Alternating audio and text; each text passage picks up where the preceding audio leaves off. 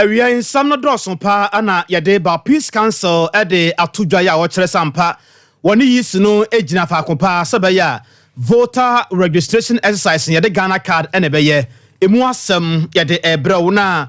2024 obia no etiam sa Ghana fo ento aba no emfa ema no na je no poku agema enwomasuamu obemfo akopie mu na pia okopie mu no ehene fa ene okoye na de ensam na wode ato adehye no anim yade mu asem ebrew ewo kase no emu asantema wura ede atodwa ya wo ka kire astranye ye hwapomde ho nsem so se ebeya ayarasabia hodo bi ye wo asantema mu a baby wo hon mo do mo nsaka ya aka kakra no ate won sade afiri ho de wode aso abofom ne ade no mo hwe na omunwere nyina ansa na NPP amonyoko no emfie no atimi aba na wieye na wode atodwa ya wo tere se nyese de nyame ya adom amba amonyoko foforo kra Save the Nation movement omonso atwomuti a yisi no ama omutumi krata se abatuo bia no Ghana se yekoso a omonso betumi agiremu aprebi na omode nsam ema nsamtwerofo awiei yede mu asem eba oman osoafo ya na bedi ye kire ene opani a ye frɛ no Collins Adomako Mensa afija kwa abere marase betwani ono na wode atodwa ya wo kirekire mu se nyame anim ne ewiase do nipa ya ade a wosa yeyie omoda safo rade nyankropon ase papa na eye negisem na asise Dr. Matthew Opoku Prempe a obono mrane napo no ne din na ese ahwadi kanya enchekora no na empanifo ebepa ne hontoma se ono na ye running mate edema Dr. Alhaj Mahmoud Baumia yede mu asem eba na adesia bi nso akasa ede afa sansam no ho nkanka ne woni a ewo soame ene ne mpotamu wo so ede wo no atum ebra na omone nsantwerofo edi nkomo efasa ensusuye no ehun na yewura Kwasi Prat ose massa Kwasi Prat na kasai wode atodwa ya wo tere se ya adwene ye se ye ka bi a yede no yede bi ache yenti no ye ni age wo hu ase Ghana to mebi a agro no ye de papa abusuan sem no pika ho na wiei masim konwa no mede ebra wo se awia pram to bre kase e wo Sompa TV so na o hwe Sompa TV na wiei no Sompa 93.1 FM e wo Kumase Sompa 93.1 FM e wo Kumase Sompa 98.9 Sompa 98.9 kwanya akoni abusuafo no efa bi e wo ho woni e wo hafo na fesusunyane ene ne mpatamu woni a wo bono na po ya fam bono na po ya fam san kranza tachiman kentampo ene nkroto ahodo ye wo mpatam ho nyina so da mu nyina mo ase apam dada no a omukura mu e wo Sompa 90.7 Sompa 90.7 sompaonline.com sompaonline.com ye twa ede egu e wo ho YouTube no eye adwuma ba bia no eda mu nyina mo ase ena awiei me kanfo ede ama wo se wasondaye na udaye na wo sonye na wo ye kuadwuma ana wo kata woni tie na bia wo gina fomo ye a wo ye adwuma awiei enege samo amede ama wo na owure mfi da ene se won sabeka OCP fertilizer na wo de ye adwuma OCP fertilizer eye adwuma papa asase ne tesemensem ubenya atosode ne niema bebre na wanya sika mizo 5G ye wode ya fra na fe so de ye mfra ye ewo ho nti ema wo remfi free health center say wode koko master no aba edwaso yam tim sisi ade ne ade no ne nyina no ebe free ho no mo akọ ye ne sciatica expert 21st clinic na efrefra we cloud internet efra ewo top high ye ne Love FM ne di ehwani mu ade bi efa internet hu bia no ye hu atwuma tana so patrapa new site Dr. Hannah Hatiabe of a Bay Herbal Clinic efra sebra yare bia no na ye ni ho enkomo obaji yare na to ho na umum ukofi ona da roma na awiei na kwabena kese masim konwa mede ensam no ebrew ye hye ensam no ase mobakae na mo ahye nso a ye boaboa ye ho na ya trotro din woni a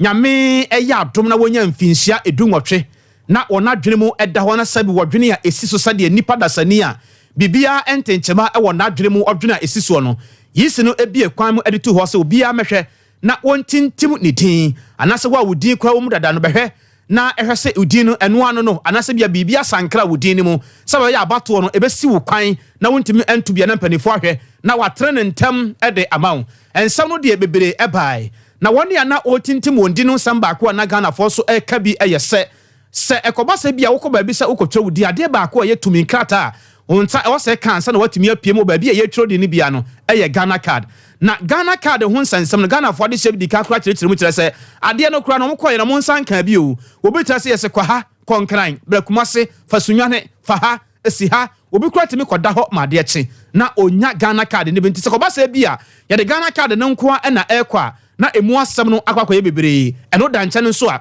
eno kura yesese bia woni Ghana card ne bi na wonya nipa mienu mo mutimi de wakagina mu sa asema se na so obenten ya wo gina ho mini no wo firi ha wote ha mebusu ne no eno kura no timi nya kwan atwa wo dini bi de bere so a watimi atro wo din na watimi akoto aba ama asema se na so obenten ya wo pe no se de nyame ya dom ama Peace Council na de wo mo ne se Peace Council no eye asumdue abu a omo wo man mu ampempi no asumdue ho nsem ne asumdue dawuro na omo ebo na omo de atodwa ya omo tere se omo ta yisi na chipa se ye de Ghana card nko a na ejina brane se wetimati ntimudin nyame ya dom 2024 na watimi akoto aba ne bi. People busing people from place to place. We looked at all of those things. But the reality is that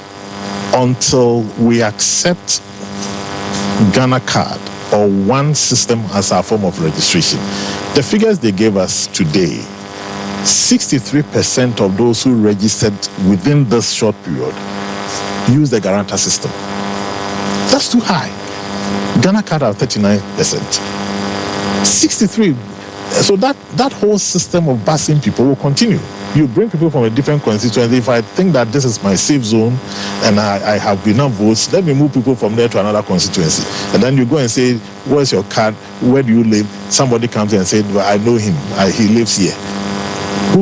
How can you challenge those things? So we have to come to this point. But during our last meeting in December, when we reviewed a lot of the things that are going on, we felt that between now and the election, if we insist on some of this, it could create chaos. But immediately after the election, there's a need for us as a country to sit back and say, what is the best for us? Can we just allow people to dictate our future? They may not be Ghanaians, they may not be, but because we don't have a system of identifying them, they are here and they vote. And sometimes the politicians themselves benefit from it. So they will not allow us to do these things. But for us as Ghanaians, we must agree. What is the system of identifying the Ghanaian? Ene ya etwagu ye Dr. NS Edu Chamfi ono na ye chairman of National Peace Council na ne kwakwa mukwa no ma me Jane Mensa yisi che wono so nsamo a wode man sam twrofoni. The commission intends to have a mop-up exercise in all its 268 district offices, including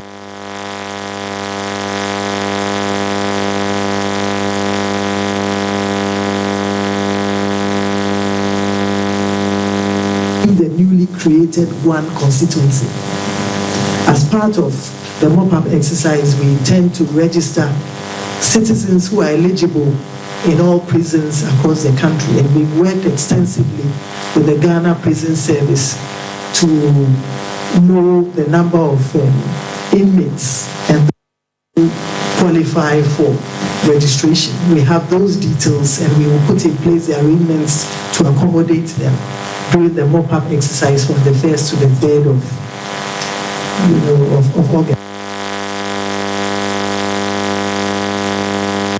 Isi che na yete ne nkabusua yeda so aginamu ewo abato no emu ensensem na opani ya wone kane mampani John Dramani Mahama ena ekro ya wobo ni chidom enwumasom obenfo no na je no opoku ageman ena kasebere okopiem ewo achimtafo ya okopie nana osaberema edusai piasa ya wotoso enan na okọ ne naso ebra okopie mu ewo hodom nsampi ena wode atodwa ya wo kyerese wode to nananim se de nana nom ekabia egwomu nananom untimi enyi wo mu nsinche se kobase bia ye ka abato ene emu ensam no a wobesere nananom ada se woni adehye no enkasa se de be ya basabasa ye mpempi no ya ekoso ewo abato mu no afi abato no abato nanim abato ne mu ni abato na chi no bibia ebeye asomdwe wode sansem nyina atudwa bere okopie mu wo ho na eye da konsra hwa wode kopie mu ewo mpatam ho no mu a wode sansem we emansam twofo sei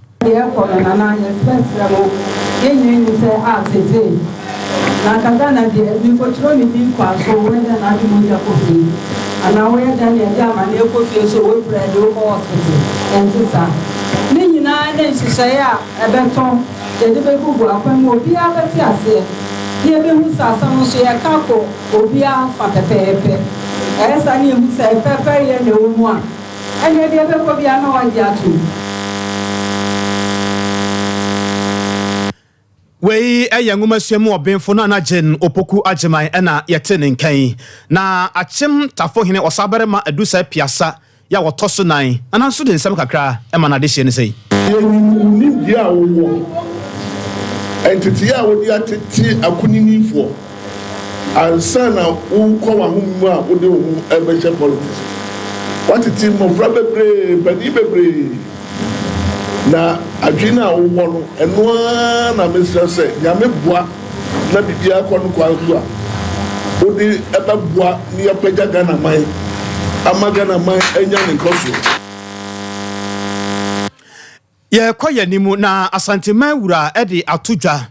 ɛbra yɛwura Bernard Okoboy ya wɔyɛ ɔman yapɔmuden soafo bepie mu ɛwɔ asantema mu na obepie mu ɛwɔ asantema mu no ɛna wɔkɔ yɛwura naso na yɛwura ɛde to na nimu sɛ ba waba no wɔkɔ a wɔmfanto mpanifo anim sɛ ayarasabea ahodoɔ bi ya ɛwɔ asantema mu na mpanifo de wɔn nsa aka ya wɔnwieyɛ de asaka kakra bi mu ate wɔn nsa de afiri ho anasa bi ya de wɔwie kura mpo no a ebi nneɛma bi baako mmienu mmiɛnsa bi enya nwie pɛyɔ no ɔmo nhwɛ ɔmo nwie ne nyinaa sɛ bɛyɛ a nyame yɛ adom na ebi a ɔmo fira kunwa no so a na Ghanafo anya ensam anka emfa mfa ɔmo ho bebre ɛwɔ apɔmuden ɛkwan so yɛwura de nsɛm bebre atodwa agenda 111 no after covid na nkabɛboa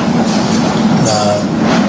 amfiti ase ayi bia kama ebi nso nwie ebi de on sabe so no tsa agenda na omiani na ne mahwe no ma yɛ ne nyame fi ese de me ho se sikasɛm mo ha kakra nti every na credit wadwuma akam bia me oni na ne minister for finance na kana onye ne agenda 111 nyina yiwi so KNUST me hospital bi na akam sika bia ko atwhwema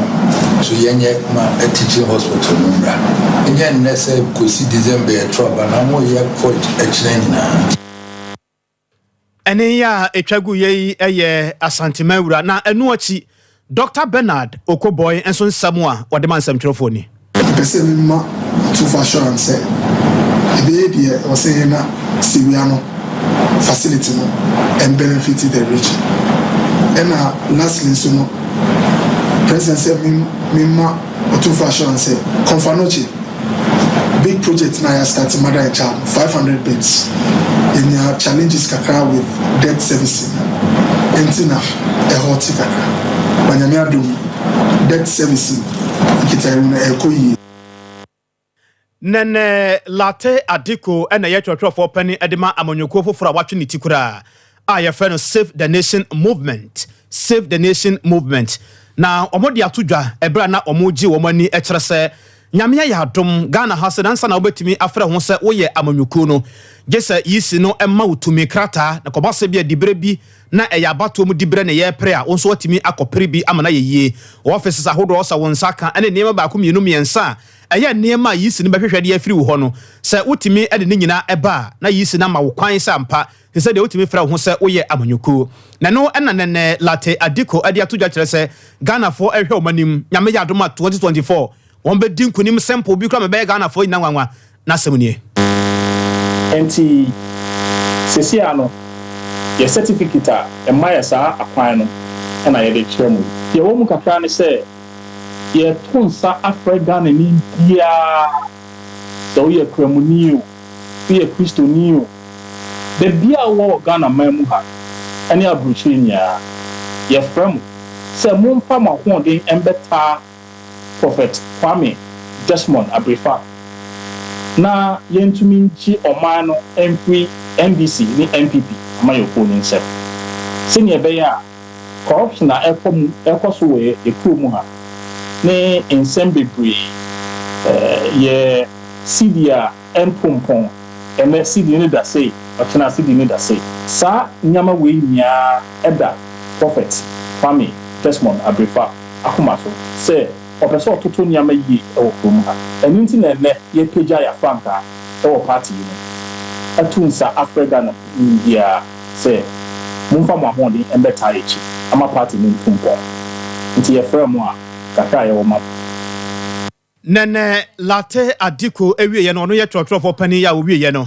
wamana nso ho a wosande kakra eto Ghana fo anim kyerɛ sɛ ebre no ani o Ghana ye hyebre no ankasa ye ne ankasa no ehye ye nsɛm se besa jeja ye ho aye MPP ne NDC sɛm de a ene ne sɛ ye ne a sɛm kakra ne sɛ e Ghana fo nya to say party bi a your friend Save the Nation movement abitwa wo Ghana and as Save the Nation movement no so ye ni ana your friend your flag bearer our D party ni your friend Prophet Desmond Kwame Abrifa I don't know D party ni Desmond Kwame Abrifa ni kese pa Ghana mamu ha enfie kakra bi a etwemu no Prophet Desmond atena ho ehu say ye man nyama ekom wo ye man assistant wadwe hu say e wo say Ghana ni bia usori anapa onya edwuma e wo sa no ine be ya bitimi afa e da na kuma so say Ghana akola bia nya enidaso e wo man e da re no so say Ghana ni bia e wo say ye ma oman no eye oman a enye oman a ebinumu e wo so na ebinumu e wo fo e wo say ye oman a ita platform ba a obia ebehu ni nyonko say one ne ye nye esikafo any ehiafo saying Prophet Kwame Desmond Abrifa ADA party here your friend Save the Nation movement and then Save the Nation movement amanyo koi yenya your certificates emaye akwenya say ye be contest ewo coming election be back to December 2024 ene ya etwagu ye twotwofo pani e de ma Save the Nation movement eye latte nene adiko ne nsamo a wode ma ensamkyerofo no eno no abusua yewura ya wono eye soafo abede akire ya wohwe ahode ne ho nsam so Honorable Collins Adomako Mensa ena no pe wade ache bi adwumade no so no wone wo mahene ya wadubu ache edi nkomo ena wo mahene wadubu ache ebusa no se no de ebo eja no wanya ababa bedu ne nyina eye se wodo ne kyerem ewo Mansia South abaton person so wo mra se bedwane yewura Dr. Matthew Opoku Prempe dodo na frɛ no napono wodo na se de Dr. Alhaj Mamudu Baumia nyame ya atoma wone no eba bekro na muhu no sɛn na wo se bra ade wo de nyame anim ne ye ne gisam o mani ache papa na me boss ya body din sa won kwadi bere sa yi a na ya ne gisam wo kra mi ni Ghana ha me wa ma no ne ya me yi adwuma bi e wo Ghana mamu na Dr. Matthew kra so kra ni Ghana ha sei o wa ma no ne na ya ne gisam papa yente na samoy your presidential candidates and then the boss Akudin Komo, which is very normal. Women say Mamma virtually brought him into politics. It is take such a bold decision and as such an important decision. The Constitution has a National Council there. There's not a force it's important. So on the immediate boss, it didn't come up. And some of the presidents again, a National Council. We are three and say, the core and the boss or Dr. Matthew Okuprempe. From the reports, so far the enemy didn't come up and advice. But eventually, a blessing said you know, it's actually not done Kokufado. A brown no should be on any didn't call the blessing no sana so a blessing Dr. Mahmoud Baume and to any different as a ministry so they will know boss here Juma now you're elevating a speech of one thing so while you're in these are catching the eye of the appointing authority meeting a said you're elevating to a position like the vice presidential slots. And so within the constitution, the vice president, the man of the Ghana for a tour about Abanama MPP, he became the second most powerful person in the country. That's right. Into any elevation to tour. But where you mean Dr. Matthew Okuprempe is not a surprise to some of us. Of course, for the past 3 to 4 months, again the Nada, but to be all the research happened in access, he was in the lead for the position. No congratulating them. Although the American and have next week, the name will officially be outdoors. No managing so the Matthew Okuprempe MP for Mensiano, Continental, and I said, what's in the name? They be on the catch if you not have for the sole friend in the period or number calls of Marco Mensa MP if you not have enough. That's just the boom doing the swinging and I have to do if you not have Honorable Collins Adomako Mensa ena yetene nkesa nkomo we ade ache bi adwumade ne so anopai ena o mahene odubu ache transe a wone no edisa enkomo yi na enu achi yamana nso ho a yenua Reverend etisi krom en woni Ghana fo adehye bi edi nkomo ama obusa omo se ne ba bi ya beduru ni omo ate na o what ya tepa ade yente de bia yesi etie Sompa yete de akonyina na moso di asem na mo woka eya ne gesam anasem nso so mo hu ne san de kakra ma hu afiri na po ho no obetime adwuma no because of say Tamana Nado Epontino for education minister no and normal power the two akwamunu a anybody we be di nkomo ebusai oh obi against oh the duma the next one ebrebi ebuama education minister na education law no oni ye adwuma and the person appointing side no ko energy minister on no ye Tamana dum so say esa ba no okoda won so no ema electricity system no say ginai enti ginai na ma tu pe kura go menwu say dwumadi na ya fan say o my vice no obetimi oka Dr. Maud Baumia ho a ebe ma dwumadi no beto so from Ghana apija afebi won so o me nyina eya young o munyini sa o me yan so bia so ehun se ne o man youth no AC brace fa onye panimu ti sen se wo ye abrantie babunu acho ebe bua pa ye pe ebe bua ye pe no ye peso wonu anya hye ne nipua ye peso wo ni di ti ya twania na afa ne wa bo ni di ye papa ye peso ni ma pa odi kan ye ye anu an wo be san to so ma ye enti ye papa so ni ne ma ye peso wo yi ni dia ye pa bota na chi oba so o me bo adwuma na library no tete so ma ye be ni de on tete so 2 years one team, one fine, one bob. About 80 million. 1 year. A day. This on a bar with my boy. There, ma, International printed, but over here, Ghana, my man here, my now to me, you might never school, you might never say. If you had this, I didn't do this. But why now? We are wine in your bar. Or I wanted to do to you. So, by Yama, so yeah, my India, you just said, man, wait my you pay for me to my man. No, no, I bro, Mitrim, a Burancasa, a woman to me. Yes, I want to you. I wouldn't be how they are money. As the piano, no, I was through answering. Lay off from a neighbor. You was one of the bread or no bean canoe. Yes, I want to me, wait my and the original will say, yeah, you know. Now, oh, my Edma,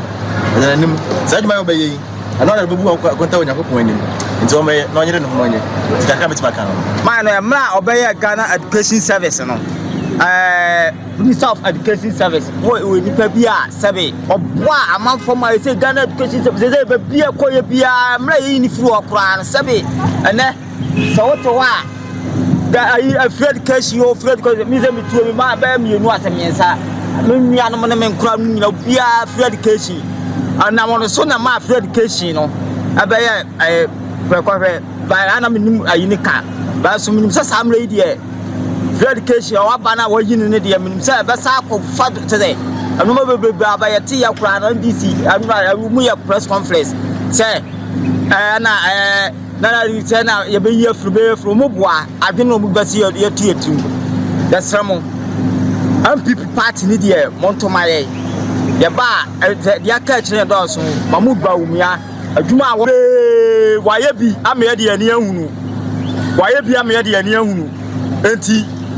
your WhatsApp Abayano, about bro, we crown ponyo, we could to our crown pono. Auntie, dear, a best up to us on the about more than to say, your best. Abusia we yenua bema Reverend bra wotisi krom no ne Ghana fo ade sie bi edi enkomade hye ye wo soame ene ne mpotamu edi nkomo nsam a omode ma ye eno no awia pram to be kase na yeguso a ye de ema wo Sompa TV so na wo guso a wo hwe yi Sompa 93.1 FM ewo Kumase Sompa 90.7 ewo Bono na po FM Sompa 98.9 ewo Sunyane na afenso hafo ene ne mpotamu ye nyina ne akabo mu a ye twa ade afa Facebook na afenso YouTube no eye adwuma ye kwya nimu ewo ensam foforo emu yenua bema kwasi plat uboni di wase massa woni yenua no santrofo bi adi nkomo ewo nkramanta no mu ena o kase Ghana wo hu etomere bi a se ya na eya abro se agro wodwene Ghana ho a wonti ase Ghana fo adan ya ye ni age se ye ka hodo a ye de no omode ya che yenti no ena ye bo se na sa na ye kɔ no yenti na asamoy your creditors meet and say, look, we have to get at least some of what we gave you back. And for that matter, we are restructuring the debt. Okay, we are giving you a small percentage, you take that for free, and so on. We are changing the rate of interest on some of the debts so that we can get something back. And our leaders surprisingly are celebrating this as a mark of confidence in the Ghanaian economy. Madness! Complete madness! You listen to communicators from your party and they say this is a mark of confidence in the Ghanaian economy. How is this a mark of confidence in the Ghanaian economy? How? That we agree that you are so broke you can't pay your debts and it's a mark of confidence in the economy? And they are saying that the economy will rebound. Rebound from where? But even if it will rebound, it will rebound only to the extent that you are able to pay your creditors. But even that one, I doubt. Because the trajectory we are on does not lead to resource accumulation, purpose of paying debt. So as for development, forget it. And our leaders are celebrating this. Openi Wayansam Troni, a fan of Kwasi Plat. On in some way, to Yanuanum anymore, Yansusia Bia, Yate, Mamu. Afe Yanko and some for emu. Na ye boguramu ewo edwadie emu yewura kwabena Tahiru Hamon adansia sokwa marasebedwane yewura ina kasai Ghana fo ade hia bi atiamo pausa cement bo no ayeten nti na sa wokọ ba bi se bi ya wokọ ha dan a fiero ntimi hwe wanim hwe wusu ehyew na wabọ ho bo ka na kyerɛ se yakobusa cement bo na ebeka de obeka kyerem na mintie ene na wotwe osematum na wotwe mienu osematum wo tam no so ya de kura nche was dan obedam bi mu anase bia mfama ni powerful bi aba wo discover menje anase bia wo tenam de ne matum enti ehun nsam no akoye bebre wo Ghana ha sei na embra enam ya embra no enam ano de ni akire mo mrase bedwamu a ampa akoduru mrase bedwa fie ni nyina akire se sebe ya ebetimi ate ho ase no se cement no oto no bia so amea ne bo ye pe oto na dum oto ne bia ba bia ya wo beto mantam du nsia ni nyina no na che se ebo no akwakoye pe sebe ya eja obia no entimi ensisi ne yonkon na no na yewura kwabena Tahiru Hamon o manjwade so afode atodwa ja wo kire se na den we no so dis ehia alliance na watimi aka ho asem anase watimi abọ ho bra dabi anase ebia eho hia akra se woni asabio wo ye cement anase bia woni oton cement no e wo so woje wonyansa wadwene won susuye ansakra watimi aka ho asem ensam de wasane bi mu pa of those who have established these factories. You are not careful. I mean, that's its market operation. They want maximization of profit. They would want to maximum profit as much as they want. We think that it is not good for the health of the entire country if a select group of people decide that they will make the system for what it's worth. Is that a bad suggestion? And so today I have received a copy of a petition written by the Association of Ghana Cement Manufacturing, whatever. Pretty insulting. Dr. Amwa Dawson, he writes to Parliament, tells Parliament to order me to take back my document and to consult with him, and that what I'd done was not respectful or something, because I hadn't told him. You know, sometimes you got to be careful when some of these things come about. But he's a PhD, he's a doctor, so reading and comprehension shouldn't be a problem for him. Yewura kwabena Tahiru Hamon adansia sokwa marasebetano man mfinyuma anase dwadie soafo eno na abusuan yebekwa ahoma no so ewo nifafa so na yedi nkomo bi sesia na komo a yebedie ni nyina no efa edwadie na afenso sikasem ene eho asem na World Bank ana ebo amane ye kire se sawofa abibiman no Ghana yetoso emienu de entia yetoso emienu ewo isikasem edwadie mu ene enema mu no sawotena se di na wohwe Ghana sade amanfo efiri ba bi di won sika begura mu ene sade edwadie nu mu esikọ ne sade sika no ho asem no esi ekọ no a omode niema egu akwan mu no Ghana yetoso mienu na ekoba ne sei no a na akoye nkomodie ene sikasemu empapa mu nti epese yekwa ahoma no so na ye papa mu yie opani ampempi no sasam kire yeso o sikasemu a yekọ ne nche na woboa yen na wode yewura classroom no kyerekyere no yesade niema esitie no yewura Prince Obri Yeboa oyobia wonim de ewo sikasem na afeso ne ntotoye woye sikasem susukyerefo ntem se wobedi sika ho komoni ade dopani wabi wo mu ye pamira Sompa TV se da asem wa ha o oni akwabra me josune na wapo mu tesen oba de adaroma ebia eboko Se ekoba se World Bank e de saa nsusuye we eba se ebibiman hwe se de kwan e fa so a amanfo de won sika ebewura oman num no nhyehyeye ne sika sem no se de niam asi kɔ wodwadie ne mu a ye to so mienu no a we no ye befa ne se ye negesem anase bibi wo hɔ no mu a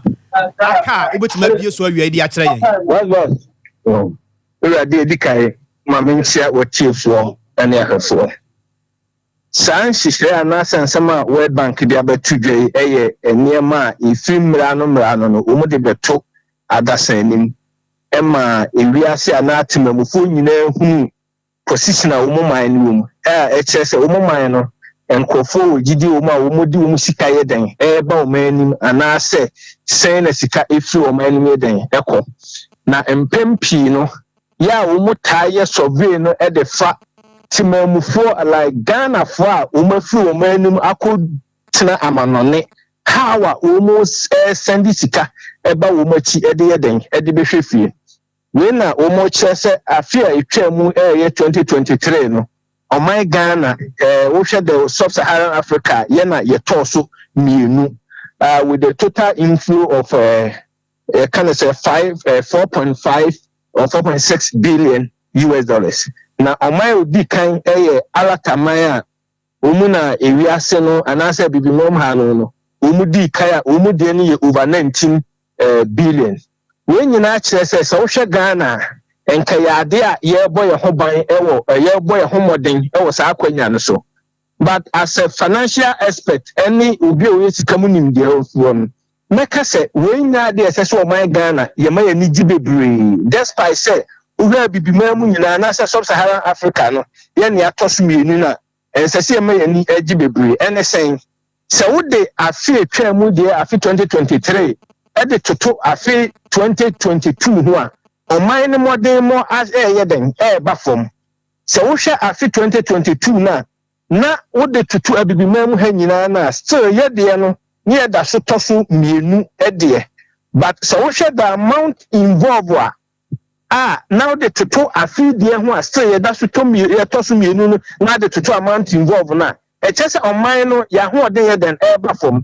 afi 2023 sika yenya di free amanone na se Ghana for send bre obere on my Ghana mu no was 4.7 billion US dollars wise compared to afi etwa mu afi 2023 a figure of 4.6 e chese ye sika no so ate about 1 billion US dollars. Enti so hwe oman ye go through such challenges ye person oman ko nanima even though you maintain your skills your second spot no but in terms of increase no ye nyam punto bia nye den amam enti ya sema meka se ya boy ho abaso no aban ne hwe na onye bibi nye den emfa ho so we to other countries na they have seen a significant increase. Even though you maintain your second spot, no, but the two or maybe to say Rwanda or maybe South Africa, man, woman figure an increment about woman no, I was so a chese, ya nye bibi and fire then one, and me a con and no, I'm a fool for Baba between every second spot. No, we will be a winning the Wasika Semono, Cecia Baby Ajan, when you report by a fraseno 2024 mu and way going forward, no, then was ye. Se pese ye maintain baby ye gina no sisi ano a anase ye pese e bia ye kɔ yanimu no ye timi ba e bia number 1 ho no no a e den na wo se ye na e den na ye wura 2024 yim ya start ya ye ya ani kwan se ye na wan hwe yi a e betimi atwe ya asan de meka de ne titia on say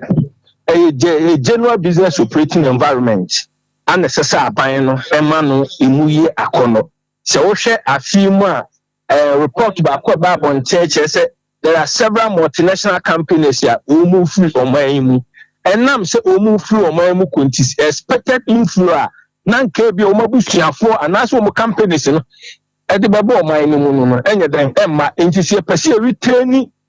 sa position ni dia aban no anamo a wo to ama business operating environment no e kosoro en hyehyɛ a waya ama gidie ebe economy no on twaso sa na Ghana fo nyanya didi na ewiase ne adase enya didi wo system na ye run ni ma afei no that inflow na profukasem obi be use another was a foreign direct investment ya nkofo di sika ba be show man no e be koso ama man etimi afa na ntuma pa afra Mira ye boy ya na menim se aban bi tena se na se bia obi ekwan mu to ho sa se bia woni e wo amanone ne won fa won sika me hye e bia business bi mu e wo man no mu a eya na wo hyeda wo enema sonko bi odi gu akwan de masa enkofo no ye de no aye den etesen me say aban guso a e bon homode say watiefo bekaya enche kra na aban de krata bi akoto parliament say parliament emwa na yema some companies be tax waiver meaning say ho akwai to ahyew kese e de aba between the majority and the minority group ama minority ni question the basis ya aban e de tax waivers ni eden eba no enhyehyeye na e di this agide ba na say ma investors eba no ebi ni sa na mo tuo no ebiebem eye eto how the tax system wo mining yeden esitie the major one is the general business operating environment do so a biggest challenge ma foreign companies any yeden enye ho ba wo kan nyina boma ya na mo tu a aban tu a all born homoden say all those challenges na e face economy no obey bibia fa ho amoma na fa na ntuma pa yeden efra ntimi gidi say we are on track just that SSC ye ho near more than the year said the current hardship any challenges na you go through no you bet me aso ano animanimu ya Mira da se awia yo Yera Prince Obri yeboa na yetene nko yo bia we susu kyerefo e wo sikasemu wono na yene no edisa enkomoyi na wone a plastic na wode ye adwuma e wo omaimu no wo nkabomuku na omo kyerɛ sɛ saban no ahwe yi a mo de omo ne nyina ebegu hɔ e kyerɛ sɛ aban no e de etuo bi to won so a kyerɛ sɛ tuo no nyame anim nie wodwene ho ba bia won tiase ya eye 5% tax no sɛ aban no anhwɛ na wanyi emfa mfiri ho no mu a nwuma ahodo bia ye plastic ho bra na wobo no wobatutu mafiri sɛ sabe adwuma na omo ye no omo soso eboa ama emaburu ya omunya adwuma enye no omo so anya adwuma no bia ye amanfo timi kofa boss ahodo ravers ahodo na omo ton ni nyina no timi boa ama oman sikasem etimi kosoro na ko ba se bia adwuma na omo ye no de bia eto sa no a eba ne sa no na hadwen wopani a ofrensem trofo na woni ye no edi enkomo eye woni a wade plastic na ye adwuma e wo men won ka wom kuo no opani ya wodi omo animu eye ebobotwe nsam a wade ma ye ne senete biscuits wrappers traffic cones electrical fittings electrical trunking conduit pipes plumbing fittings blood infusion bags maize rice sacks sellotapes jerrycans even foam mattress is made out of plastic. At this stage, we appeal to the Vice President of the Republic, His Excellency Dr. Bawumia, to intervene in this matter because the effect of this consumer tax will really affect the masses, the common man, the common woman who suffer extreme hardship. In conclusion, we ask GRA to stop the harassment of plastic manufacturers. I take it again. We ask GRA, Ghana Revenue Authority, to stop the harassment of plastic manufacturers. And we give government, the Ministry of Finance, 1 week to respond to our request. Or we shall have no any other option than for all plastic manufacturers to shut down production for at least 1 week. Opani ya okasa ye woni ya wade plastic na ye enema hodo ewo omaimu no onkabomuku no wona ye panimpa ede ma wom yewura ebobotwe na yetene nkan ewia pramto re kase no ni awia yi bomode ma won san kamizo ne bi wate ye wo mizo 5G na mizo no ye wode ya fra na afenso de ye fry ewo ho ye wa brobe ye wa mango de wupe bia no Dr. Silas ebe ye ne sa ede ma wo dwumadie bia wudie bia nso no bomode se onsa ebe kasa anoni yi bi wo ware wo topono eye na wo ye badintuo dwumadie bia na wo twa wie ye den na wo ye anase bia wo kosra obi na ebesra waje bi sha fridge to obi fridge no so pe no hu sa mizoni 5G ne semo hu sa sa won so ye guy pa 0246 270 221 0246 270 221 sabre ebrenko bia afa na ekobo donko ubetimi asimo akọ yankrabata no doso mantam dunsia ni nyina ye habusua ye ne sciatica expert no yare nka ye bia ka hu bia so ye hu adwuma na de ntie wo se wo de wo yare no eba 21st clinic ene se ye wo mfidie wo ho ye wo mfidie badwemba ahuntahunu abanane wo ho no mo a ye de ye hwehwemu bia scanner hodo bia so ye betwa wo ho ye nhwe wo nipadua no hwehwemu bia so ya wo pese wo ye se wo dwonso mu moja mu na se de na ekoso wo nipadua no de wonte ase no bra na ye trans na ye nka emfa nkyerɛw ne mo yare ya gye ho abasobode pa no ene de friend no sciatica ya che se ye expert e wo ho no nti yare sciatica no so wo pa achi na fa wo to sere mu na nkokom ho wa nantu ba wo na apɔ no so esifom no so mu a wanhwe a efie gya bedum sesi a wanhwe ye nso a ubeje hu sika nyina di ubeka se watia aduro so nti bra na yi ma wo be wi akye no de mpane aheheda num no asa pu agabonten se ya to wadu ni nyina no ye sciatica na eye wo sa no ade nti na wo mra ma ye ni nkomo na ye nyi wo mfa mfiri sa o hawo no mu 0540 311 0540 311 na ajo so yani Coco Master no ankasa ene nam kromu no ye ni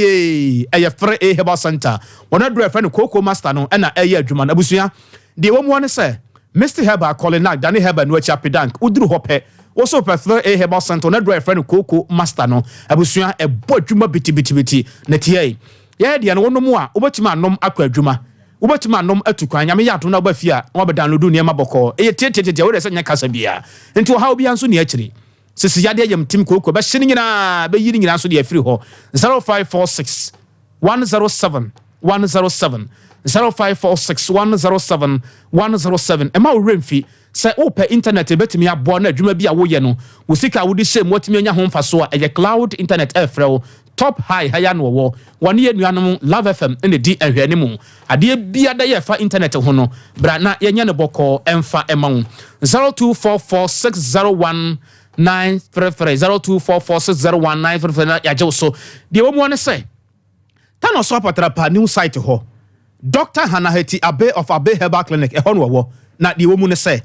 Dr. Abe ba ye sickle cell obia ne mpre hu obia tu cha de ma no ewo hu enu achi awode no kro na abamu akoda ntimi ntom be ma waje mre wo mpam oba wo ntimi mfa afuru efiri se wo tu nkosua no bebu nsa no onyensan mu hawo ne ade nyina no fa beda no yare bia ye wo ntiase wo nipadua no mabetena wo so ache fa ne nyina beda no na ye de no ya chemu mienu ye wo honhom fam ene ye wo hunam fam nti se oba ye honom a wo de ne ye honhom a ye wo ho akade wo ho honam nso a ye ho akade ye de nubra hahama enua hini ena eye adwuma e watena ye ho wo bibia da wo de ne yare akọ Dr. Hanaheti Abe of Abe Herbal Clinic bia no make say wo sere tere se wo kọ ho no doctor etina kunya kasie ni mu a ono gye yare no to ho a na umom ukofie enti eye tietia ba bia wo free ba bia na wo temenka na wo hwemi bia no wo se tano so apatrapa new site Dr. Abe ho ena meko ema obi emfa won ko sem fikyire baabi na wodru Dr. Abe ho nso afi ho ya to ho nyina taasa ubodu ono a wo ho no a wote na kunya kasim enti enye kasa bebre kra wo de ekọ na kwahwenani abribiti bidigidigidi ya wo ye adwuma 0243345392 0243345392 na waje so abusia onhwe sese no adwuma baako a yenni hu agoro kra no eyeku adwuma planting for food and jobs so ba yi fertilizer baako a eboa ye masa adwumade no timi eboa ye pa course pa no eye OCP fertilizer na de ntia wo sa wo de wonsa etoso na fertilizer no ediboa wo ene se OCP fertilizer ba yi wasase ne kese te se mensam eno ba ye bia wo bedua no so bia no wote ete de woni hode ena wokura no obi kura timi atwam busa se ei na adenti wasase we ni wakwaji aduro abehye so ana se wo secret ne sen no waka kire ne se me secret no eye OCP fertilizer mu amu ya befuo ne mu amu ye atosode no nyina patrafo no mu amu dua ntos mu amu dua mako mu amu dua kekaduro mu amu dua jenne no ne niema bia no mo de ne OCP fertilizer na nya no nko a o wode ba ye no wose akuafo se ebia wo de no eye emo abusuakuo no se aburo atokonom awionum abusuakuo no a mo so so ane mo amodua atosode no patrafo no mo de no eye OCP NPK 15 OCP NPK 15 anase OCP NPK 10 ya nyame ya wadom na unya bia wawie kura na tie mo amuriye bibi te se bia adua busuakuo no ene adua mpempena de no mo amudua saa ne ma ne bie no mo so so mo de nie mo no eye TSP fertilizer ya efri OCP mpajo hye no so pa te na mato me bo ase a me kirekire mu ono ene enipa nye nipa na ho onwinti hu mani a no aso wutium mo amudua adua se bia tidua no beans no ne ade so ya beans no ekro no mo de no eye TSP fertilizer efri OCP bomode ma won sanka bi wate ba bia ya ye ton niema bia se fet no uduru ho a eye OCP fertilizer ena manambra wadwem eye fertilizer papa udigu ase na so doso ubati de boom no anya sika boom na nija ba boom eye tie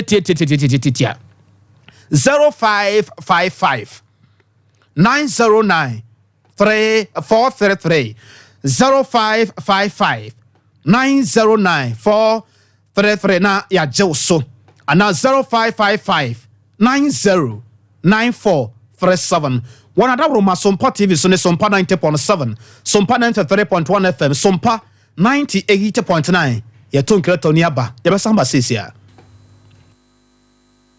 21st clinic aye sciatica expert sciatica no o nerves na wo to ase na fa wo siremu na fa wo nansia besi ase ho no se ho techima eno ene ye fa ne sciatica na etimi bubu o to ase ka wo se dwe wo sirem wo je ho ba bia enye na no na 21st clinic ba ye adwuma pa wo mu ye ntia basobo o magine wo Ghana ha ene amono ne enya asem ketewa Womuji international awards ahodo womuji local awards ahodo na anu nso na womu be the only sciatica research and treatment center in Africa bibrim hano ebi ni baby agi se 21st clinic nkoa womu de bibiduro ene besa o yare no masa de machine aka ho eya yare sabia yare bia wutimi de ko ne mama de ba ko a woma gidi womu pa no eye sciatica ena stroke nso de kwa diabetes ne hypertension ne ade ne ade Ghana ha ba bia womu ho 0540 311 311 0540 311 311 That's a 21st clinic. Woman is sciatica expert.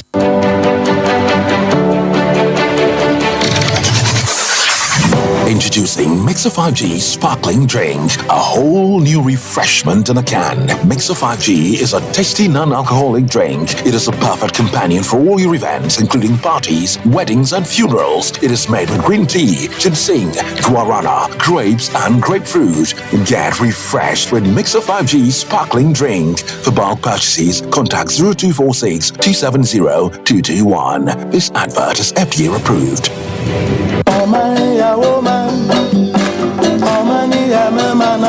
Nananuma kuafoi afuye na saduru hobiemu enti wo dwedwe fertilizer afiwei ubayusu ana esanse afra se fertilizer wotoye amwa wo no na ma wadwuma no anyina eto ape onobaye no antumi anyini na nsodoso ema woboka ene atumda fertilizer papa abadwa so de eno ane OCP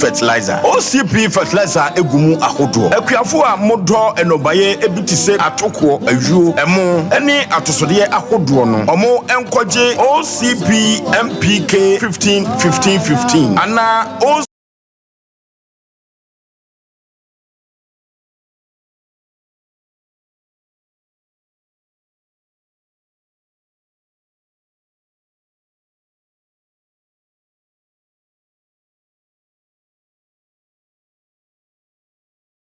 Fred 0555 909 437 and 0555 909 433 OCP fertilizer papa OCP yekina kwa Ghana and Africa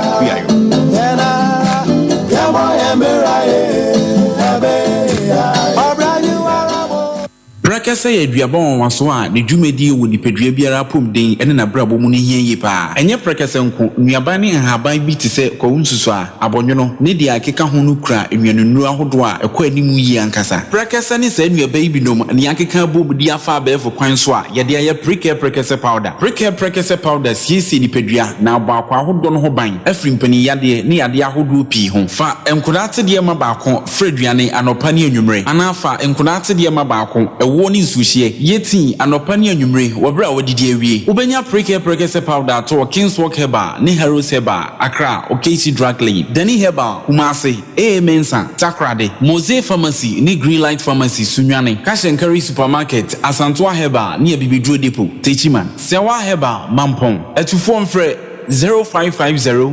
19 15 14 Prakese powder eye aduane san ye aduro FD ahwehwe sankratu emu agi atum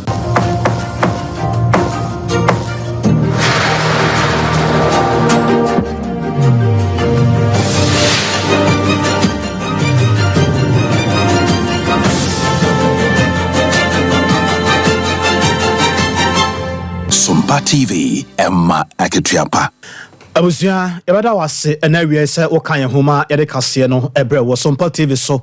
ena wo hwe bia yi yetwa edigu e wo Facebook na afenso YouTube no yetwa efa honum ba bia ya wo hwe ye na wo tie ye no eda mu nyina mo ase ne mom se bia wo sunwane na afenso hafo de mpotamu a wo fa bi e wo Sompa 98.9 ekwanya akone chiame ni moni abusiafo no efa bi e wo Sompa 98.9 enu achi apamdada no a ni toso no so ekuramu e wo Sompa 90.7 Sompa 90.7 eho eye bono na po yefam nkranza tachiman kentampo ni nkroto ahodo ya motwa mpotamu ho hia nyina so eda mu nyina mo ase asantemamu eye Sompa 93.1 FM Sompa 93.1 FM yade asede wo mu ede ma OCP fertilizer enu achi Tanoso Patrapa new site to Dr. Hannah Hatiabe of Abe Herbal Clinic Cloud Internet Airfrel 3A Herbal Center or the Coco Master no Abba Ejaso 21st Clinic set on the sciatica expert no and watch Mizo 5G Diafra and Afeso near Yan Fryer one other Roma and we transia me de some ebro Santia Boa and a yawasamu for Kukua Akosia Somua Bozi Mami ya Grace and afenso no Ransford ene nana ya oni abusuafo nyina bo aye ne a school fees mu nyina ka ho aye de kase de brɛ nana kwabna kase ni ye da ose am ha sabre ye be sɔre so ma sɔfo mame ene ne dom so abetenase na ɔde Sompa enkomo